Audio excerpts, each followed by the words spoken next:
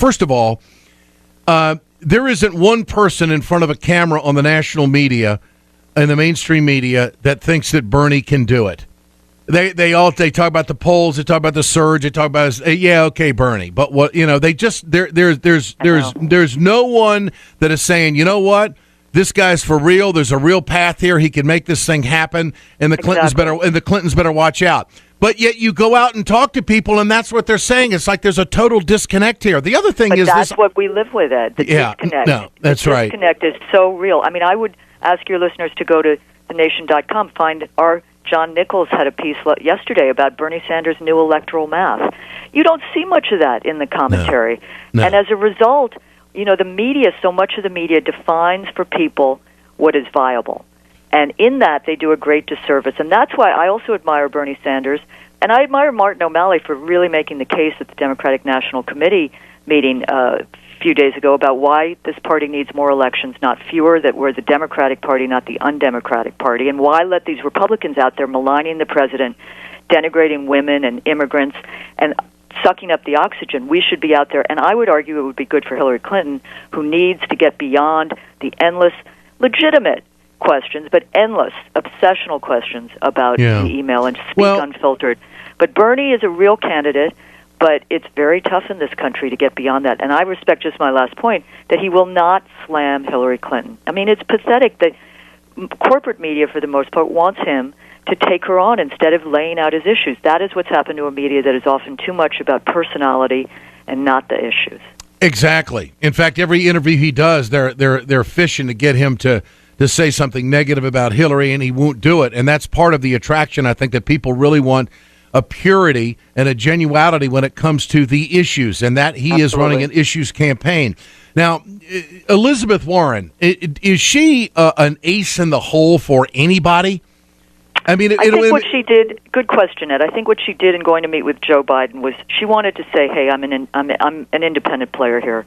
I certainly haven't endorsed Hillary Clinton. I'm not endorsing Bernie Sanders, O'Malley. I'm here. I'm my own person. I have my issues. I have my portfolio," and she knows very well she has a real following. So I think she's, going to talk to everyone. And I liked her sense of humor in the clip you played. So we'll see. But I think she has, this. I mean, she has a podium that few have in this country. When she speaks, people listen, and she can, use her advantage very well, very carefully, and I think she's going to do that. But she decided not to run, and she sees, elections that are also about putting a mirror up to this country. You see with the Trump stuff, there's, an ugliness in many ways, but with Bernie, she could have occupied that space. She chose not to, so there may be, all kinds of thoughts about that, but she sees the energy. I think the question, Bernie Sanders will be on this production tomorrow. I think the question for Bernie is, will you ask Elizabeth Warren for her support? Because there's very clear distinctions between where she stands on issues, which we touched on earlier, and where the other candidates are. Yes. I mean, how can she not support Bernie Sanders and even endorse him? And that's how. I mean, if you step back a moment. One thing that is worth looking at: not a single member of Congress has endorsed Bernie Sanders. I think So you're looking at a kind of, a political landscape where people are still sifting and holding and thinking, and come on, there are power elements. There's a concern about the Clintons and the history of taking on people who don't fall in line or support. And I think Elizabeth Warren wants to be an independent player. If she continues to speak out on the issues that Bernie Sanders is a champion on, I think you have a implicit kind of support, and I think a lot of people, tell me if I'm wrong, but a lot of people at those big rallies are Warren people.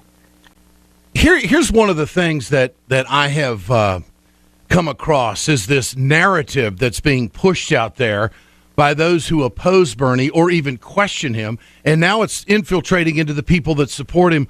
Well, we're not sure if Bernie can win. Yeah. And that is so bullshit. I don't know how else to put it.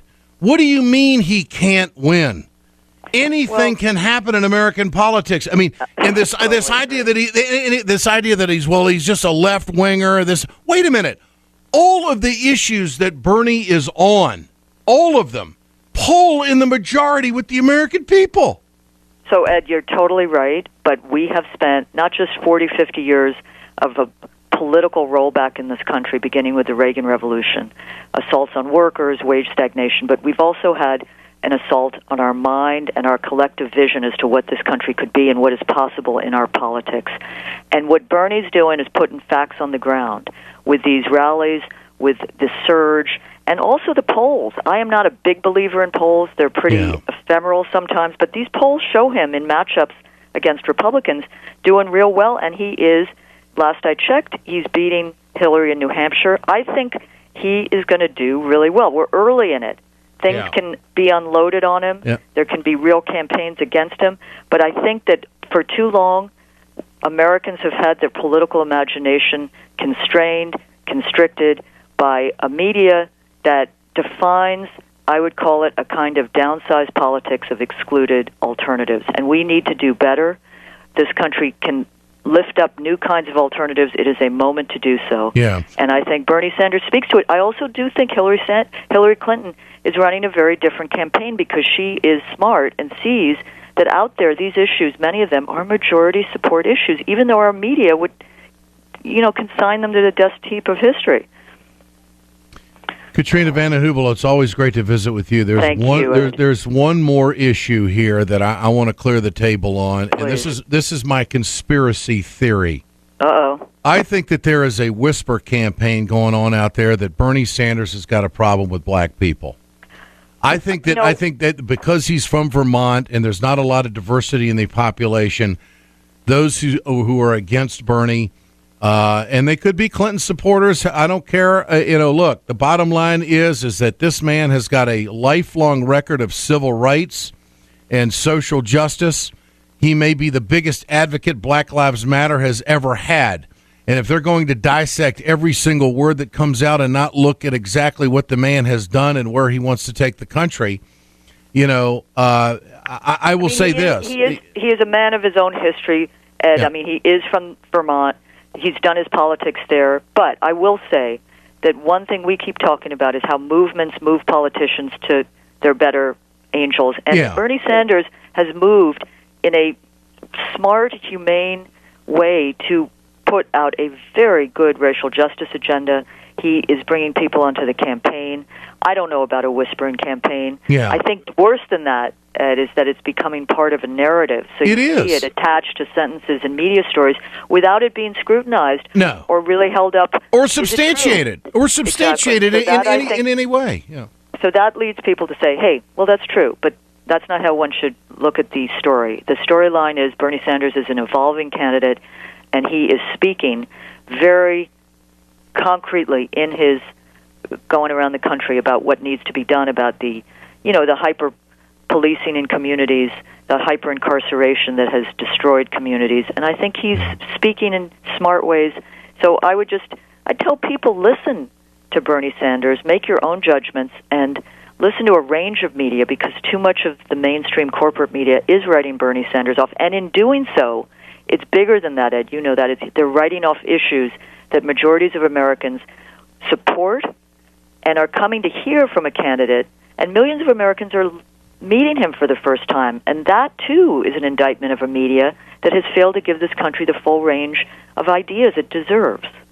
Katrina, Vanden, Heuvel, editor, part owner of The Nation, great journalist. Great to have you with us. Thank you, Katrina. Thank you so much, Ed. Appreciate it. You bet.